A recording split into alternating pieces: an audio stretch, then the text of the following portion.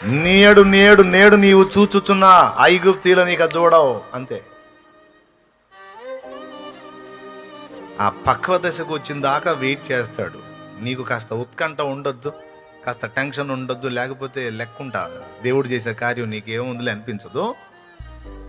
అందుకే కొద్దిగా ఉత్కంఠ ఉంటుంది అన్నమాట. అంతా వచ్చి మీద పడ్డట్టే టెన్షన్ వద్దాడా అన్నా, అయిపోయింది అయిపోయింది అయిపోయింది, ఏం చేయాలి ఏం చేయాలి ఏం చేయాలి, ఏమీ కాదంటాడు దేవుడు.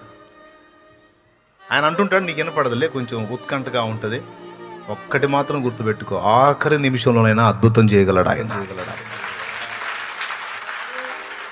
భయపడాల్సిన అవసరం లేదు. ఎందుకంటే ప్రతి ఆలస్యం ఒక అద్భుతాన్ని నీకు చూపిస్తుంది నమ్మితే.